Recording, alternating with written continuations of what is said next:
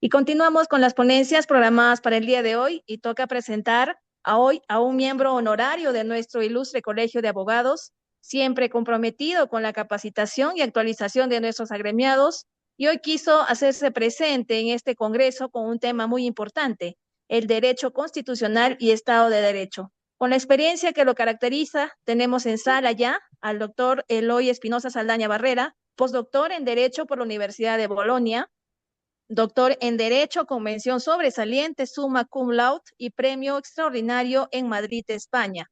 Ex vicepresidente del Tribunal Constitucional del Perú, gran conferencista, invitado en el Instituto Max Planck, el Tribunal Constitucional Federal, el Ministerio de Relaciones Exteriores y la Fundación Konrad Adenauer de Alemania, la Corte Constitucional y las universidades de Bolonia, La Sapienza y Pisa en Italia, las universidades París y Lorena, el Parlamento Europeo, entre otros tribunales o cortes constitucionales, cortes supremas, universidades y centros de estudio de nivel mundial.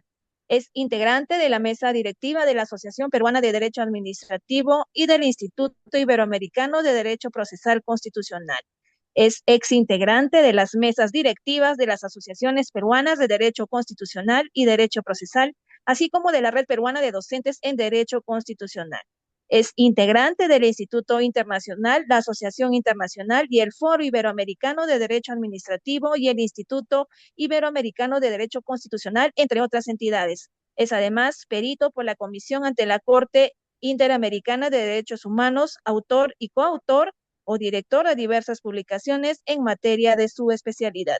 Y sin más preámbulo, iniciamos esta tercera parte del Congreso con la ponencia del doctor Eloy Espinosa Saldaña Barrera, con el tema Derecho Constitucional y Estado de Derecho. Quedamos atentos a su ponencia. Bienvenido, doctor. Adelante. Muchísimas gracias. Es un gusto estar nuevamente con el ilustre Colegio de Abogados de Ayacucho.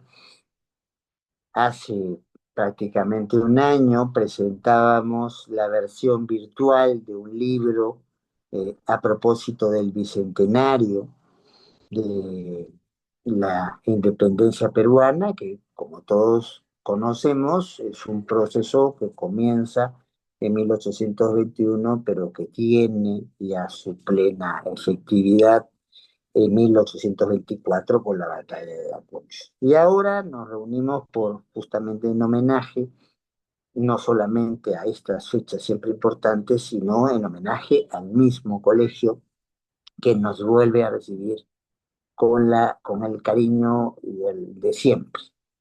Y por lo que se me ha planteado tocar es un tema que es cómo se pasa del llamado Estado de Derecho al llamado Estado constitucional, ¿ya? Y esto significa hacer un análisis vinculado a prácticas jurídicas, pero también a ciertas pautas de filosofía y de teoría del derecho, cómo entendemos el derecho, no solo cómo lo practicamos. Normalmente, ¿qué es lo que se dice en la doctrina? Normalmente en la doctrina se dice, al principio no habían reglas, estado de naturaleza, la más fuerte, el más hábil, ganaba en ciertas circunstancias a los demás y a las demás. Luego se va a hablar de básicamente, cuando se va pasando primero el estado feudal, hablando en el contexto europeo, y luego, europeo continental básicamente, y luego a la monarquía absoluta, al Estado de Derecho. En otros países, por ejemplo, nosotros, del otro lado del charco, también tenemos esta situación de Estado de Derecho. ¿O acaso los incas no tenían las tres normas que todos conocemos hasta hoy? ¿Ya? Pero, a diferencia del escenario entonces, en la diferencia del escenario europeo, aquí teníamos grupos o personas que tenían plenos poderes, algunos eran considerados hijos del dios o de los dioses que pudieran hablarse, pero que hay en común en esta etapa que se llama la etapa del Estado de Derecho. Ya hay pautas, prevista, y hay prácticas previstas en el quehacer cotidiano, las sabe todo el mundo, no necesitan estar escritas, pero todo el mundo las conoce. Hasta ahora no tenemos claro si hubo o no un alfabeto quechua, porque todavía hay 20 especulaciones sobre lo que es un quito. Pero lo que sí se sabe es que había el amazúa, que había y los otros dos elementos que hablamos. Ahora, estas pautas eran dictadas, eran comprendidas y eran modificadas por quien tiene entonces un poder que es o aspira a ser absoluto. Las reglas en Europa las cosas llegan a niveles de escándalo. Hay un rey, que es Luis XIV de Francia, que dice, el Estado soy yo.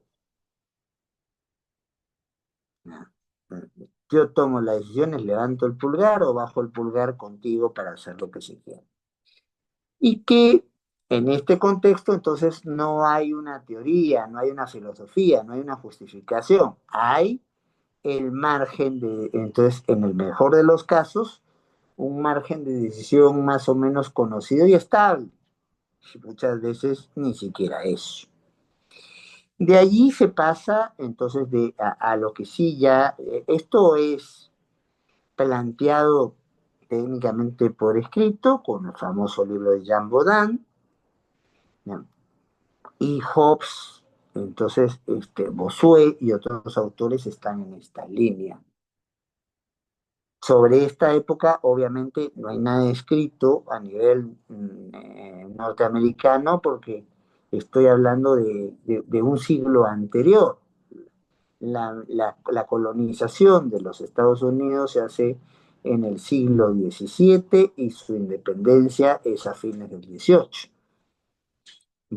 Jean Baudin, escribe su famoso Tratado de Derecho Civil, que en alguna parte habla de cómo se dan las relaciones con el poder y dice que y justifica el poder absoluto de quien gobierna, y eso lo plantea al más. Entonces ahí es donde justifica este Estado de Derecho, las normas que no tienen una obligatoriedad como las entendemos ahora. Después pasa a una situación posterior, la del Estado legal de derecho, como lo llaman muchos autores, Zagrebelsky, por ejemplo, más identificado con las revoluciones liberales, la revolución inglesa, la revolución francesa, la revolución norteamericana, fundamentalmente con las dos últimas. Aquí lo que vamos a tener es, sí, vamos a tener unas normas estables y está determinado quién las maneja. Las maneja el Parlamento, ¿ya? Y en el caso norteamericano, el Congreso, o sea, las asambleas que representan la voluntad general. Estamos ya en un contexto de democracia representativa, donde no todos y todas decidimos las cosas, sino que elegimos a ciertos representantes o a ciertas representantes para que hablen supuestamente en nombre nuestro, cosa que no siempre ocurre. Y en un momento inicial, pues el momento francés, ¿ya? El momento inglés, aunque ellos no tengan una constitución escrita, pero sí tienen ciertas pautas que históricamente han subido con la constitución. Francia sí tuvo una constitución escrita desde el principio de la Revolución Francesa. Lo que se va a decir, oiga, a ver, lo que es justo, lo que es correcto, lo que es conforme a derecho, lo decidimos quienes representamos a la voluntad de todos y todas. Y obviamente aquí mayoría manda. Y mayoría manda con muy poco control. ¿Qué es lo que ocurre? Pues ya sabemos qué es lo que ocurre, ¿no? La aparición del Estado social primero, la aparición casi al mismo tiempo del Estado socialista, dos guerras mundiales y la necesidad de entender el rol del Estado de manera distinta. Los norteamericanos fueron los precursores en esto, porque hay una sentencia que se menciona mucho, pero que se lee poco, que es Marbury versus Madison. En esta sentencia es una discusión de 4 personas que han sido nombradas jueces en lo que le llaman jueces de distrito en los Estados Unidos, del Distrito Federal de Columbia, donde está Washington, la capital. Y allí estos jueces son nombrados por el partido político saliente del poder en una sesión que, como pasa en muchos congresos, se para el reloj para que la sesión no termine, porque era el último día de ese congreso y por eso el final de las atribuciones de esa agrupación partidaria, porque perdió las elecciones. No lograron nombrarlos, se nos menciona a Marbury, que es el primero de los 4, porque hay otros 3 más. Se los nombra, pero no se les da la credencial. Y como ustedes bien saben, yo si no tengo credencial no tengo cómo acreditar que tengo la función que digo que tengo. Y cuando fueron a pedir su credencial ya había cambiado el gobierno. En los Estados Unidos el encargado de dar las credenciales del más alto nivel es el secretario de Estado, que no solamente es un ministro de Relaciones Exteriores, es un poco el fedatario de cualquiera que asume alta función en ese país. El señor Madison les dice, no les voy a firmar ninguna credencial, porque a jueces como ustedes, en ese momento no había juezas, en jueces como ustedes, ya han sido nombrados de manera irregular. Se paró el reloj del Congreso y los nombraron a los locos y no le dieron la credencial de vida. No se las puedo dar yo. Mejor dicho, no se las quiero dar yo. Entonces, ¿qué pasa? Estos 4 candidatos a jueces del Distrito de Columbia van a la Suprema Corte de los Estados Unidos a decir, con un mecanismo que es un primo hermano en nuestro proceso de cumplimiento, el mandamos, van a decir, queremos que se cumpla con la decisión de habernos nombrado, ¿ya? Y ven que Madison emita las acreditaciones correspondientes, las credenciales respectivas. Ya sería una coincidencia muy particular, en ese caso, eh, quien era presidente de la Corte Suprema, Marshall, que por cierto no terminó la carrera de Derecho porque hizo 6 cursos, no los estoy animando a que ocurra lo mismo con ustedes, ¿no? Eh, entonces, es el juez Marshall, que antes había sido el secretario de Estado de Marshall en el gobierno anterior, antes que cambien las cosas, pero lo nombran en la Corte Suprema y sus colegas lo designan Chief Justice, o sea, presidente de la Corte.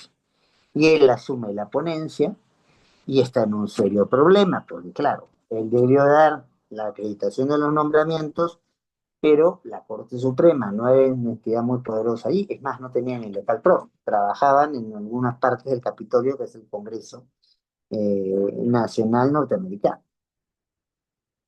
Pero esto sale con una salida inteligente. Estos señores van a cuestionar directamente por mandamos a la Corte Suprema.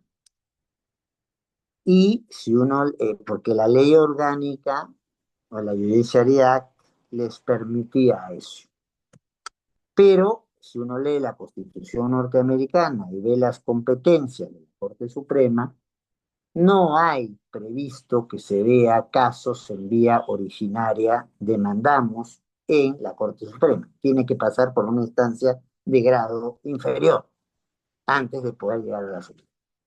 Entonces, por ahí es que de ahí saca el conejo de la bandeja, Marshall, y dice, a ver, no puede haber una norma que vaya en contra de la higher law, la norma que está por encima de todo, es una idea que ya se manejaba desde el Bonham Case, un caso más bien de Inglaterra.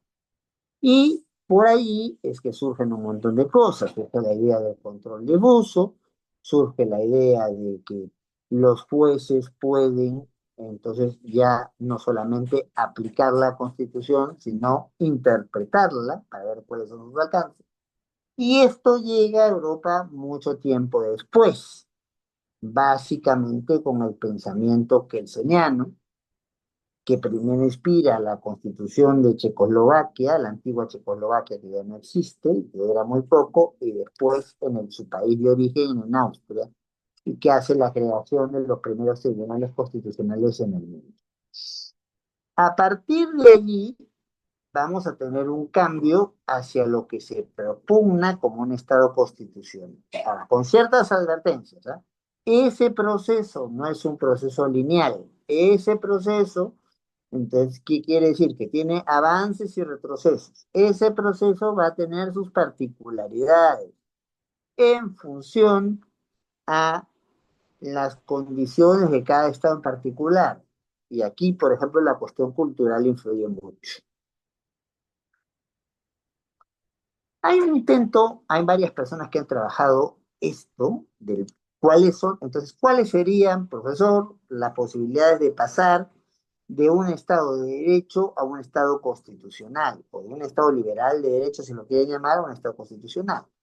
Bueno, en el Perú, el profesor Sotomayor Treyes ha trabajado mucho el tema, en el extranjero también, pero yo vaya básicamente a acogerme al esquema que plantea, tratando de dar una explicación general, algo que por cierto tiene particularidades, ¿ya? Ahí ya es entrar más en un trabajo histórico que en un trabajo jurídico. Eh, ¿De qué elementos, digamos, en todos los diferentes estados se han venido dando para entender que estamos pasando de un Estado de derecho, de un Estado liberal de derecho, a un Estado constitucional? En primer lugar, está el valor de fondo que se propugna. Lo que importaba en el Estado legal o Estado liberal de derecho era evitar la arbitrariedad anterior. Quien era el rey, quien tenía todo el poder, algunos decían el Estado soy yo, decidían si hoy esto era verde, mañana era gris y pasado era naranja. No, lo que se va a buscar de aquí en adelante es que se elimine la arbitrariedad en la actuación estatal, que haya una predictibilidad de esa actuación, que haya una justificación de por qué se hace lo que se hace, ceñirnos a parámetros jurídicos, no decir que los tenemos, no tener normas que se pueden cumplir o no cumplir, depende de la voluntad de quien tiene el poder, sino normas que todos y todas vamos a hacer. ¿Cuál es el problema de esto? Que quien va a emitir esta normativa básica son las mayorías y las minorías no participan del escenario y a veces las minorías no son tan minorías, ¿eh? Lo que pasa es que, por ejemplo, en alguna época el voto no era para todos y todas las ciudadanas. Las ciudadanas no votaban, por cierto. Entonces, hasta mucho tiempo después. Toda la campaña de las sufragistas es muy importante reconocerlo. Y no tampoco los hombres votaban. Había en muchos países la idea del voto censitario, o sea, si yo a partir de la evaluación que se hacía en mi situación tenía ciertas condiciones económicas, sociales, podía participar en la vida política del país, depende del esquema, siendo presidente, siendo presidenta, siendo senador, siendo diputado, siendo diputada, teniendo un cargo y siendo parte del Estado. ¿Qué pasa? En Europa, muy claro, revolución que reclama condiciones distintas porque apareciendo grupos sociales diferentes, la gente que trabaja en las ciudades, la gente que trabaja en el campo, se arma una revolución en 1848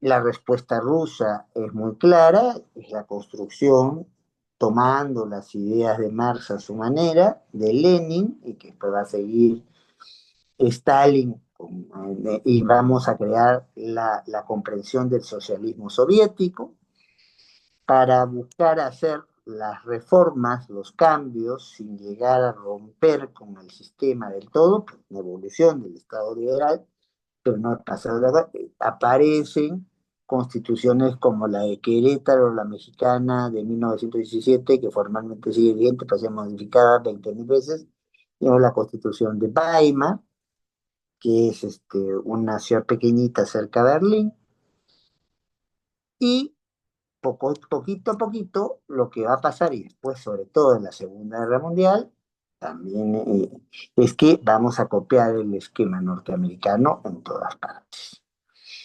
Hoy se acepta que hay diferentes comprensiones, doctrinas sobre lo que es lo bueno, lo que es lo justo. Hoy se acepta que entonces no basta con eliminar la arbitrariedad, sino que lo que importa es establecer contextos de igualdad material entre ciudadanos y ciudadanos. ¿Qué es esto? Hasta antes lo que se entendía es que todos éramos iguales ante la ley, pero era una igualdad formal. Había gente, en el caso norteamericano, había, por ejemplo, transporte para blancos o transporte para negros. Colegio para blancos, colegio para negros. O si no había un doble transporte, había asientos para blancos y asientos para negros. En Europa, pues lo mismo. En Europa había ciertas comunidades como la judía que no podía vivir con todo el resto de la población, vivían en lo que se llaman los guetos. Entonces, formalmente todos teníamos los mismos derechos y las mismas oportunidades, pero eso en la práctica no pasaba. Entonces comienzan a darse, si la Constitución no solamente son límites al poder, sino protección de los derechos de todos y todas, entonces la lógica va a ser ya no de una igualdad formal, sino de una igualdad material. Eso queda muy claro en la tradición norteamericana a partir del caso Brown, donde lo que se va a decir, oiga, colegios también para la población negra. Y como la población negra no ha tenido acceso a ciertas oportunidades, yo establezco acciones afirmativas, oportunidades. Lo que estoy buscando no es igualar resultados, porque resultados se lo consigue cada quien, cada cual. Lo que estoy es buscando igualar posibilidades, oportunidades. Y se reconoce ya que no hay solamente una voz para entender las cosas, ya no solamente hay, entonces, que puede actuar por eso de manera no discrecional, no con un margen de acción, sino que puede ser arbitraria, no. Las cosas pueden ser comprendidas de manera distintas, hay fundamentos, y aquí es donde se entra la teoría y la filosofía. Aquí vamos a tener naturalismo, positivismo, pospositivismo, neoconstitucionalismos, etcétera, etcétera. Luego, ya hemos hablado sobre la cuestión del origen, el esquema del Estado de Derecho, básicamente parte de revoluciones liberales, el esquema del Estado constitucional tiene el antecedente de alguna manera norteamericana, pero son básicamente las constituciones de la posguerra, las posguerra a la Segunda Guerra Mundial. La Constitución italiana del 47, la ley fundamental de Bonn, que era la Constitución alemana, pero una Alemania que estaba partida en dos. Las más jóvenes de acá de repente no lo conocen, pero cuando termina la Segunda Guerra Mundial, termina con la invasión del territorio alemán por cuatro potencias: Estados Unidos, Francia, Inglaterra y la entonces Unión Soviética, y la entonces Unión Soviética no quiere soltar parte del territorio. Durante muchos años existió una Alemania occidental y una Alemania oriental. Y la Alemania Occidental, en una ciudad que es básicamente una ciudad universitaria como Bonn, se plantea una regla para todas las Alemanias con las aspiraciones de ser constitución, pero como no estaba el país completo todavía, se habló de ley fundamental de Bonn. Pero todas estas, entonces, esta salida de estas constituciones después de la Segunda Guerra Mundial, y después de una ola democratizadora que se va a dar en Europa básicamente a fines de los 70 y el principio de los 80 del siglo pasado, son los que marcan la existencia ya o son camino a estar en un Estado constitucional. Por lo mismo, el elemento más importante a nivel del desarrollo del derecho en el contexto anterior era la ley. La ley es la expresión de la voluntad general. Y claro, en realidad no es la voluntad general solamente la de las mayorías, es la de la voluntad general de las mayorías con respeto de las minorías. Si no podemos caer en gobiernos autoritarios de diferente pelaje, como lo fueron en su momento Hitler, Mussolini o Stalin. En el cambio, hoy lo que se va a plantear como el elemento jurídico más importante para el desarrollo del derecho en un Estado determinado es la Constitución. La Constitución es el parámetro de validez formal, o sea, lo que nos dice cuáles son los mecanismos, los órganos competentes y los plazos para crear derecho. Y es parámetro de validez material, cuáles son los contenidos, los objetivos y las finalidades del derecho que se crea. Punto de partida de eso, la Constitución, ya no la ley. La ley tiene que ceñirse a la Constitución. En la lógica del equilibrio de poderes, también hay cambios. La idea de que, entonces, si ya estoy quitando el poder al monarca absoluto y estoy confiando en la voluntad general interpretada por un conjunto de personas, eh, los parlamentos, los congresos van a ser los que priman.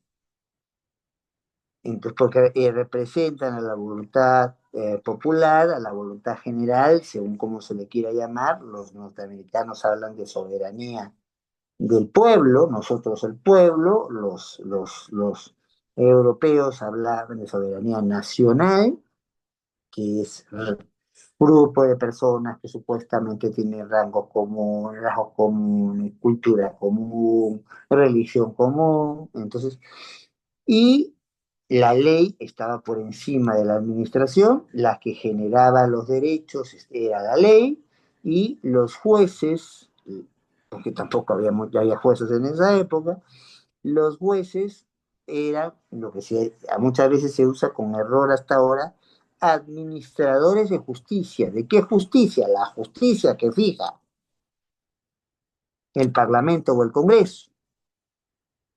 Montesquieu fue incluso uno de los autores más importantes de esta arremetida, fue muy radical en una afirmación: el juez es la boca de la ley. El juez es una cuestión automática. La ley está y la tiene que aplicar, sin dudas ni murmuraciones. Eso cambia con el Estado constitucional. En el Estado constitucional, entonces, hay una verdadera repartición con equilibrio de poderes, o debiera haberla. Cada cual tiene, entonces, en realidad el poder del Estado es uno, que tiene diferentes funciones, atribuciones y competencias que pueden ser compartidas, pues, entonces, y allí se verá en un estado como el peruano, que es un estado unitario, pero descentralizado, o sea, las decisiones se toman en Lima, lo siento, entonces en un Congreso, pero en Ayacucho se podrá decidir lo que ha sido transferido a Ayacucho. ¿Ya? Y por eso la administración ya no es una subordinada a la ley. Tiene que aplicar las leyes, pero tiene un margen de comprensión de estas leyes. O sea, el Congreso no le puede decir cuando levanta un puente, ¿ya?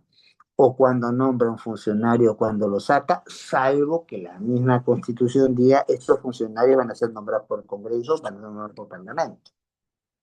Y aquí la posibilidad de la discrepancia es más fuerte, ¿ya? Porque no todo lo consolida el Congreso o el Parlamento, hay otras entidades que van a tener tanto o más poder. Pero así como el consenso, los consensos son más difíciles de obtener, son más necesarios de plantear. Y no hay que asustarnos entonces cuando hay una situación de negociación. Ahora, la Constitución no lo puede decir todo, porque estamos en una sociedad que es cambiante, que es dinámica. Entonces la Constitución no es la llegada del derecho, es el punto de partida para construir respuestas a los problemas jurídicos que se presenten. Eso es una base del Estado constitucional de las más importantes. Aquí sí hay filosofía. Aquí sí hay posiciones filosóficas que tomar en cuenta. El paso de la monarquía absoluta a lo que vino después es básicamente el paso del discurso liberal. Vamos a, la iniciativa los tienen los particulares, las personas como nosotros, ¿ya? Y nosotras, eh, y que supuestamente nuestra voluntad está representada, valga la redundancia, en quienes hemos elegido como representantes. El Estado es una suerte de mal menor que tiene que existir para que no abusen de nosotros y de nosotras, y que se dedica a mientras menos cosas, mejor. Básicamente, en el planteamiento original, el Estado estaba para dar leyes a través de parlamentos, ejecutar esas leyes, por eso a los gobiernos se les suele llamar poder ejecutivo, cuando hoy hacen mucho más que eso, y componer los conflictos, administrando la justicia que ya había fijado el Parlamento, ya había fijado el Congreso. Hoy no, hoy tenemos una diversidad de posiciones para poder justificar. Ya el tiempo nos va ganando, ya, y no puedo entrar en el detalle, o de repente sí, al final con las preguntas de ustedes, en el detalle de posiciones que hay. Hoy se habla de naturalismo, o sea, lo único que hacemos, o lo que hacen los constituyentes y las constituyentes es reconocer elementos de la verdad que ya se daban, ¿ya? Está el positivismo, que es nosotros somos los que le quitamos el nombre de expectativas, el nombre de ilusiones, el nombre de esperanzas a algo para después de nuestra decisión se convierta en norma y norma jurídica. Aparece después también el pospositivismo. ¿Qué quiere decirse esto? Pues si no lo puedo explicar con detalle después. El pospositivismo es sí, sí, sí, sí, sí. Hay cosas que están en la realidad que hay que dan, que las conocemos, que hay pero para que estén debidamente afirmadas, tienen que tener la cobertura de una norma o tienen que tener la cobertura de un pronunciamiento de una instancia jurisdiccional y eventualmente de una instancia administrativa. ¿Ya? Está también acá los diferentes tipos de neoconstitucionalismo que hay, que lo que van a es, si algo tienen en común, es buscar darle más fuerza al juez, a la jueza, para que reinterprete, rehaga los alcances de su ordenamiento jurídico. ¿Ya? Entonces, otra diferencia importante es que mientras el desarrollo ha sido más o menos, fue en la época del Estado liberal más o menos igual en todas partes. Cuando llegamos al Estado constitucional, las pautas no son las mismas. Inglaterra y Europa continental tienen una estructura donde el núcleo de la legitimidad del poder está en en los parlamentos, que son los parlamentarios y las parlamentarias las únicas personas elegidas por el pueblo. Quien gobierna, que no son los reyes, que son, o los presidentes de república, que son más bien figuras muchas veces decorativas o a las cuales se recurre para situaciones de gran emergencia, de entrampamiento social y son, digamos, árbitros en esas coyunturas, no son quienes gobiernan el país. El jefe, la jefa de gobierno, llámese canciller en Alemania, llámese primer ministro en Estados Unidos, en Inglaterra. Entonces, los jefes, las jefas, ¿ya? Son personas que son parlamentarias o parlamentarias. El jefe o la jefa de la mayoría parlamentaria es quien va a ser a su vez el jefe del gobierno. Y hay casos de gente que perdió la mayoría en su partido y dejó de ser jefe de gobierno. Famoso caso de la señora Thatcher, muchos años primera ministra en Inglaterra, perdió las elecciones internas del Partido Conservador, que era su partido político, le gana el señor Mayor y la señora Thatcher la mandan a una jubilación con honores. Le dan un rango de, un rango digamos, de cierta nobleza, realeza, entonces, por lo cual en el mejor de los casos, si quiere, participa en una cámara que hace muy poco, y más de todas cuestiones simbólicas o de resolución de conflictos, pero nada más, que es la Cámara de los Lores. Hay que.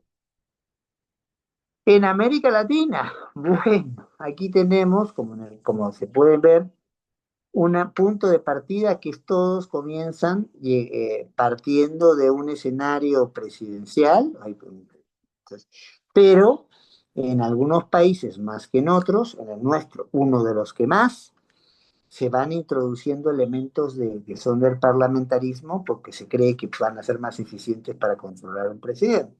Y llegamos al llamado presidencialismo latinoamericano, donde en algunos casos, cuando quien preside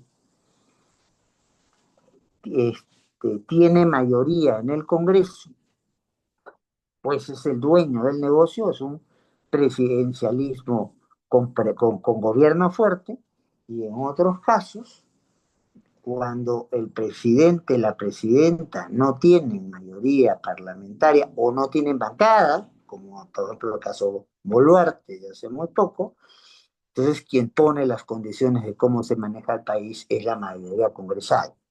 Represente a un grupo político o represente a un conjunto de intereses, eso es lo que menos importa, pero ellos son los que van a tomar las decisiones, porque además en el caso peruano incluso se han flexibilizado regularmente pautas como la de la vacancia, por la comprensión que se hace de la vacancia por grave y permanente incapacidad moral. Ya el tiempo nos gana como para ir entrando en eso.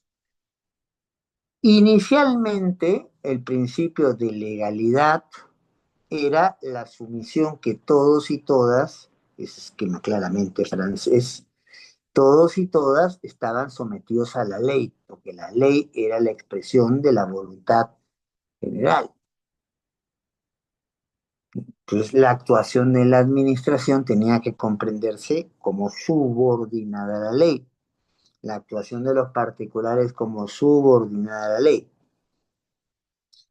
Si se hablaba de constitución en estas épocas en Europa, básicamente se hablaba de constitución como un acuerdo político, no como una norma jurídica.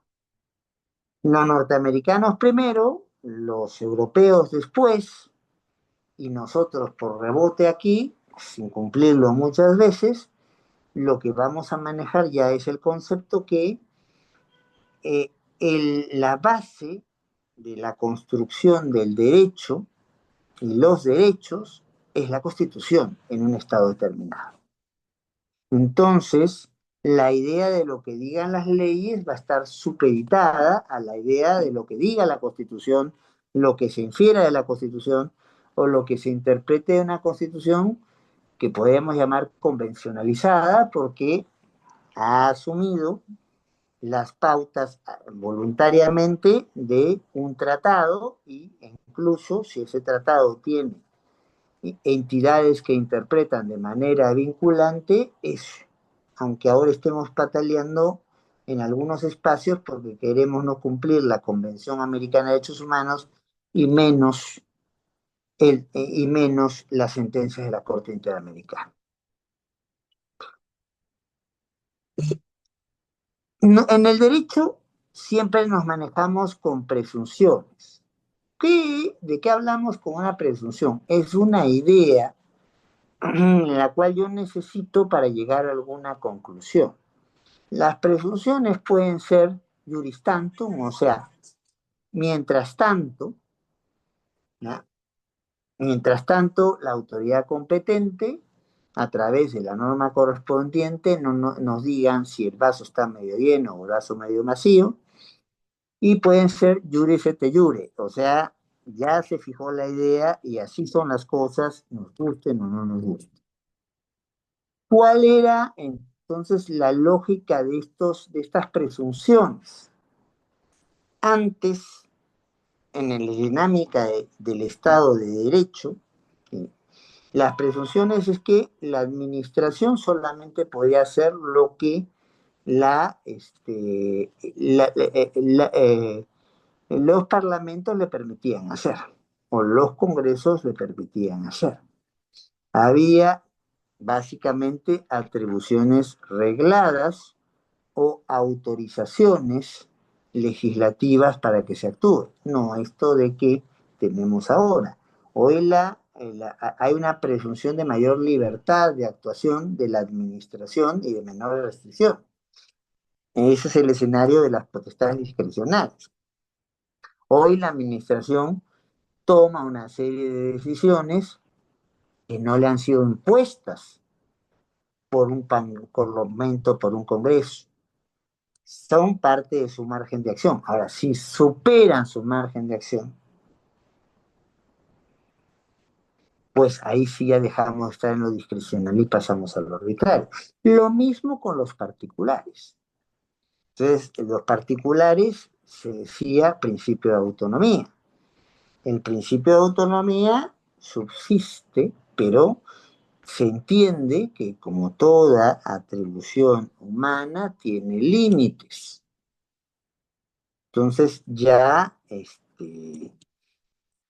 yo puedo, incluso a la labor de los particulares, establecerle limitaciones.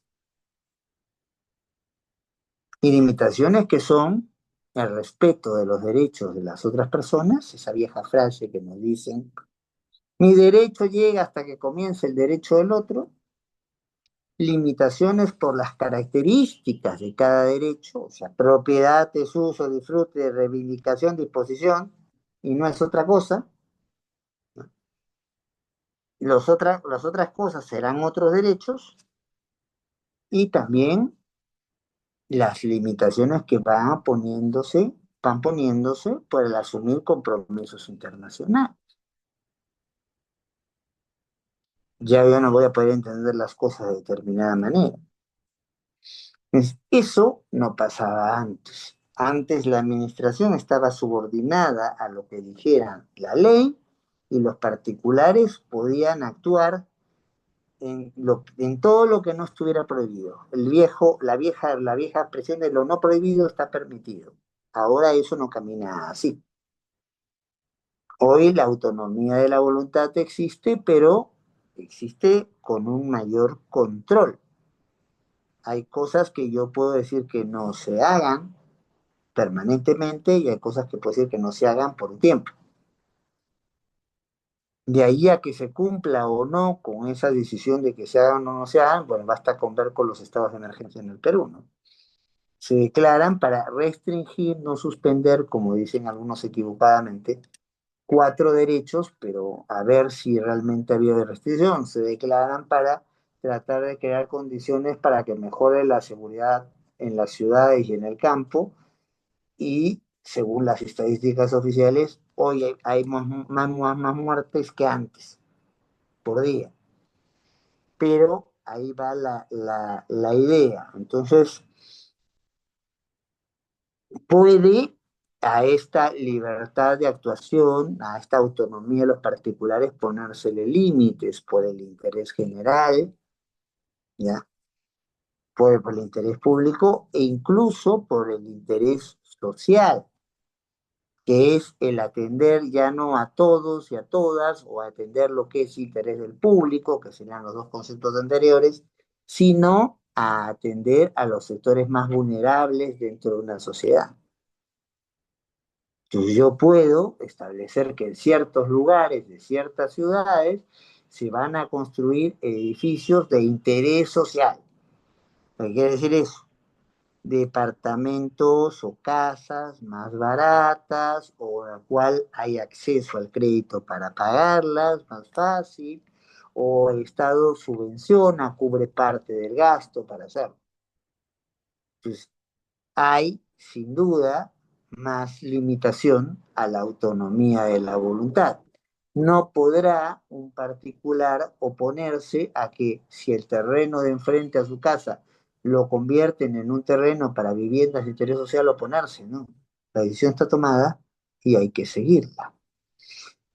Y así podría seguir con una serie de elementos. Los jueces dejan de ser la boca de la ley y los jueces van a ser quienes van a crear y recrear derecho, pero obviamente dentro del marco que la Constitución y los tratados de que cada país haya suscrito, e incluso las pautas que escogen les permiten.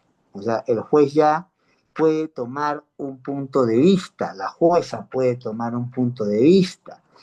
Entonces, ahora, ese punto de vista va a tener que ser argumentado. Y por eso todo el desarrollo que hemos tenido en los últimos años de lo que es la argumentación jurídica, que es básicamente la fijación de posición. La autoridad tiene que motivar lo que dice, y con mayor razón quienes tienen función jurisdiccional.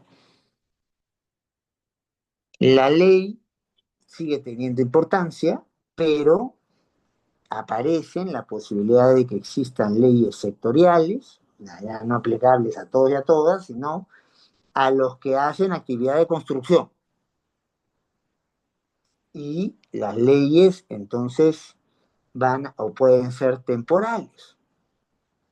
Mientras estemos en la emergencia, ya no de la H3N2, no es letal, pero hay que tener cuidado. Pero si estamos en el COVID, ¿qué pasó en la época del COVID? Una serie de normas se dictan, muchas de ellas por rango de ley, para la época del COVID. Termina el COVID, esa norma deja de tener vigencia. Entonces, la idea de la abstracción en la generalidad de la ley, que antes era un principio inquebrantable, comienza a tener limitaciones. ¿Ya? Entonces, estamos viendo y con casi, ya voy terminando porque el tiempo se nos está acabando y puede haber algunas inquietudes, algunas preguntas. Obviamente, la norma por excelencia era antes un código, ¿ya?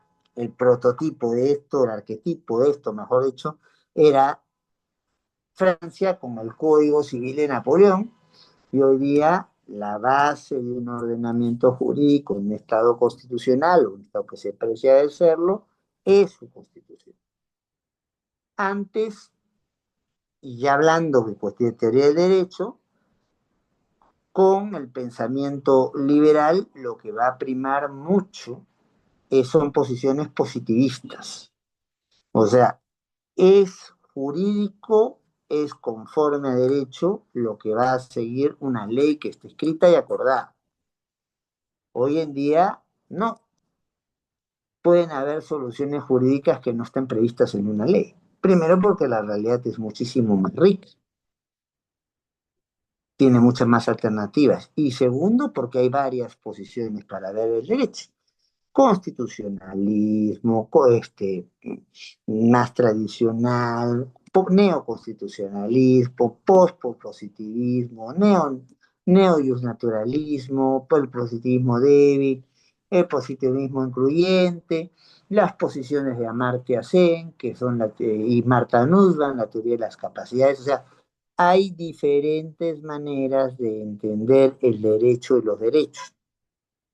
Mientras para unos los derechos son obligaciones de dar, hacer, no hacer, que estaban en la vida cotidiana y lo que hace en mejor los casos quien legisla es reconocerlos, para otros solamente hay derechos cuando la norma dice que son derechos.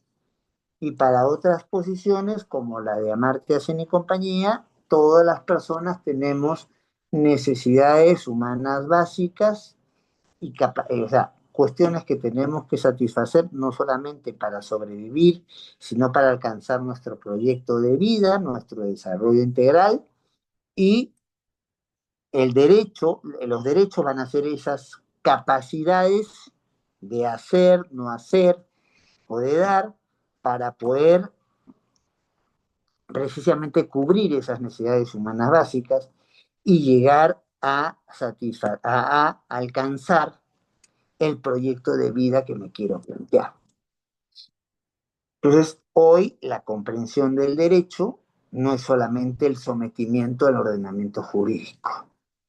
Esto le ha dado muchísima más fuerza a la jurisprudencia, le ha dado muchísima más fuerza a los llamados principios generales del derecho. Esto le ha dado muchísima más fuerza a el trabajo doctrinal. Entonces, aquí están los principales elementos entonces de lo que se quiere plantear. Obviamente la fuente más importante de hecho va a ser la Constitución, no quiero redundar en cosas, pero cuando hemos dejado el primer esquema y pasamos a los elementos del segundo esquema, es que estamos hablando de el paso de un Estado de derecho a un Estado constitucional.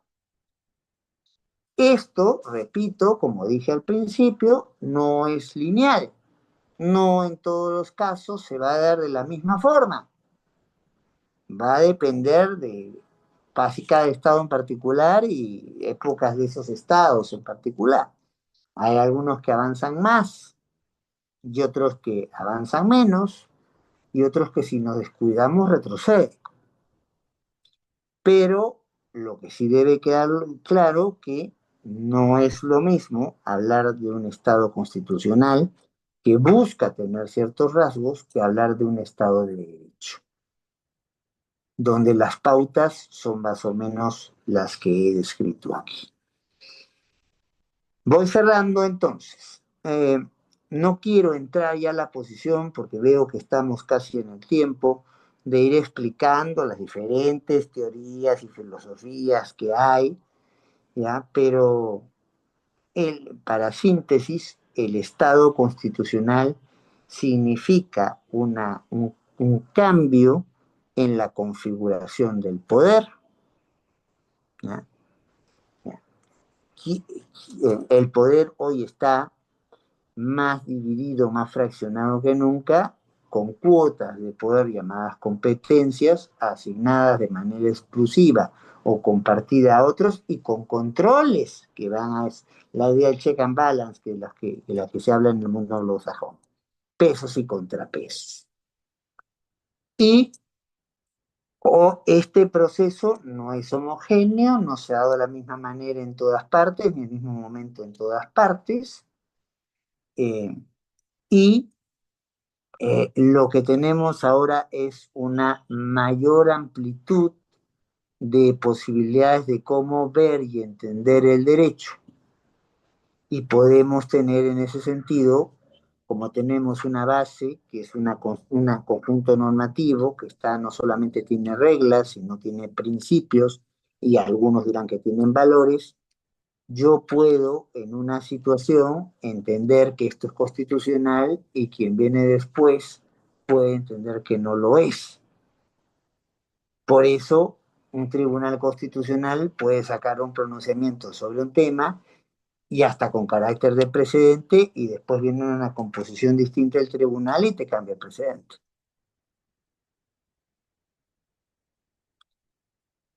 Esas son las diferencias básicas entre lo que es un Estado de Derecho y al Estado constitucional al cual con todos nuestros defectos aspiramos llegar. Que como ven, tiene una serie de ventajas, pero tiene también una serie de elementos controvertidos, porque en la medida que más son los que deciden, más son los que controlan, más son los que opinan y más son los que tienen que tratar de ponerse de acuerdo, pues las decisiones pueden estar mejor sustentadas, deben estar mejor sustentadas, pero muchas veces es bastante más complejo llegar a ellos. Estando justo en el tiempo, me detengo aquí. Espero que la exposición les haya sido útil y de interés. Y bueno, agradezco la invitación nuevamente al Ilustre Colegio de Abogados de Ayacucho y a todos los que están siguiendo esta exposición, digamos que en vivo, ¿no? Digamos, entonces, por lo menos en el momento de esto que se está dando, y a todos y todas las que la puedan seguir producto de la grabación que entiendo se está haciendo en directo en este momento, ¿no? Muchísimas gracias por vuestra atención y si hubiera alguna pregunta, alguna inquietud, con todo gusto la respondo. Bien, agradecemos la ponencia magistral del doctor Eloy Espinosa Saldaña Barrera e ingresamos a la rueda de preguntas para nuestro ponente. Tenemos abiertos nuestros micrófonos y el chat de la sesión para poder formular preguntas a nuestro ponente.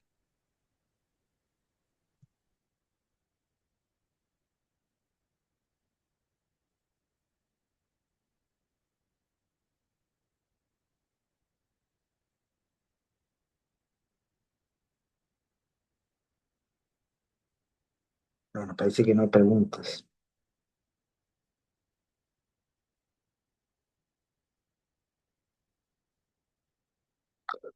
Bueno, parece, a ver, Parece que no hay más preguntas, doctor. preguntas, ¿verdad? Entonces, bueno, solamente Sí, me doctor. queda despedirme, agradecer la invitación, desearle la mejor de las suertes al Ilustre Colegio de Abogados de Ayacucho y nosotros siempre estaremos dispuestos a colaborar, a poner nuestros granitos de arena con esta institución que me ha hecho el honor de convertirme, valga la redundancia, en miembro honorario de la misma. Y si surgieran algunas inquietudes después de quienes están presentes ahora o de quienes escuchen la grabación que se está formulando, bueno, pues van a encontrar en el equipo del Colegio de Abogados, del Ilustre Colegio de Abogados de Ayacucho, gente que muy dispuesta, muy colaboradora, que va a recoger sus inquietudes y me las va a trasladar y yo trataré de responderlas lo más pronto posible. Claro Muchísimas que sí, doctor. gracias, muchísimas gracias por todo, por tanto, y hasta siempre.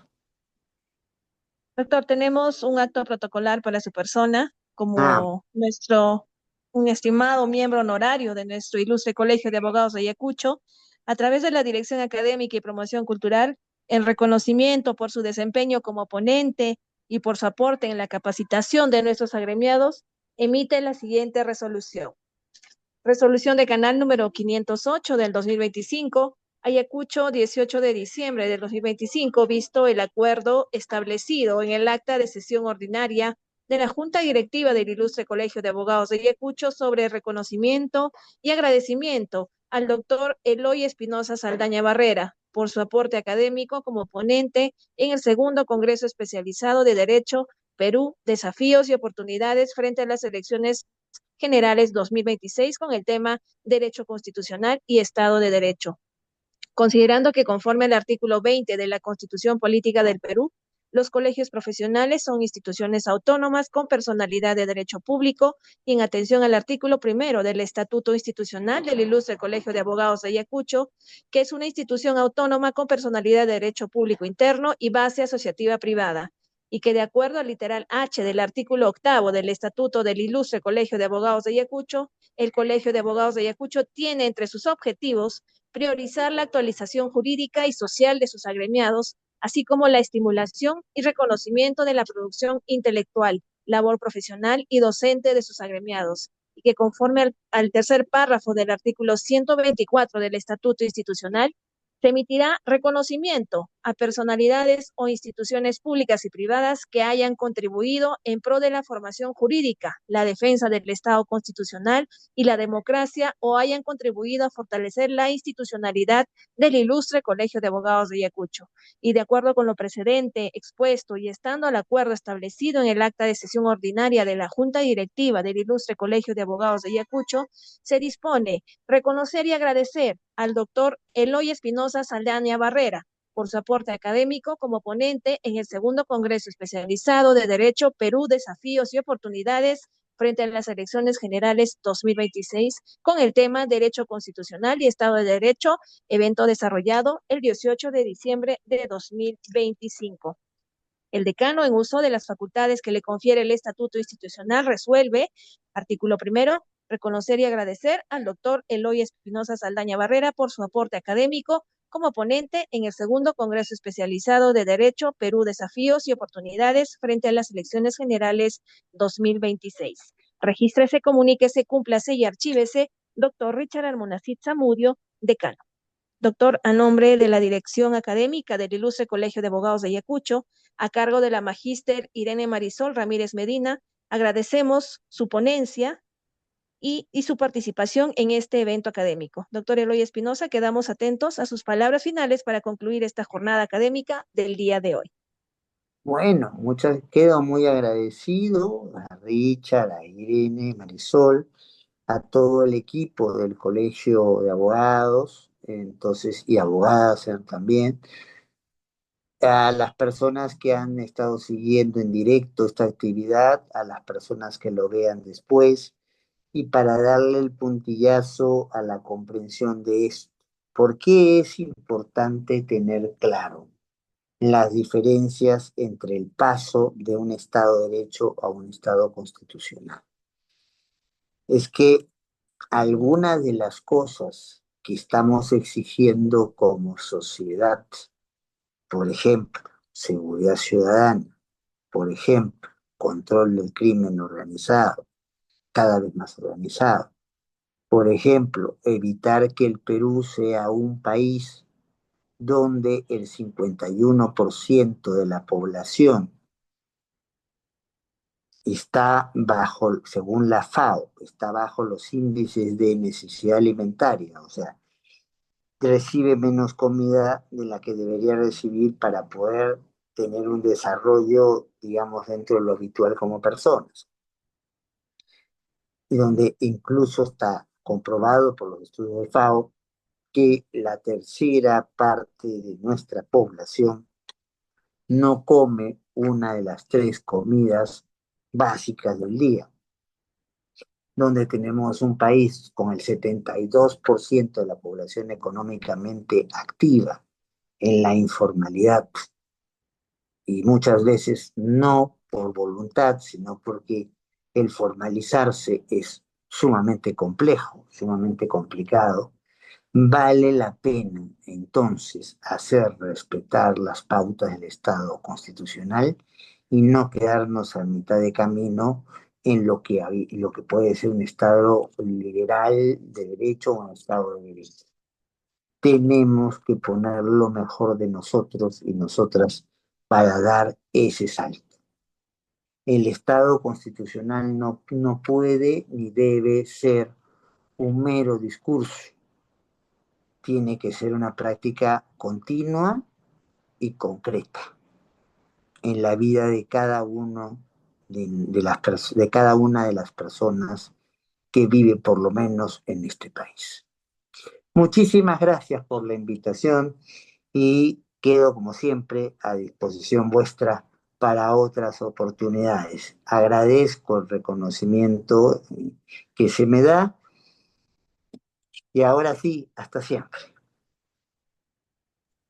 Muchas gracias, doctor Elori. Con las palabras de nuestro ponente, agradecemos nuevamente su ponencia y sin más los invitamos a seguir participando de nuestro segundo Congreso Especializado de Derecho Perú, Desafíos y Oportunidades frente a las elecciones generales 2026. Continuamos mañana 19. Esperamos, como siempre, haber colmado sus expectativas, ya que este Congreso fue preparado para brindarles lo mejor de nuestras ponencias con los mejores profesionales del derecho y reiterando siempre la garantía de nuestros eventos. Gracias y muy buenas noches. Hasta luego.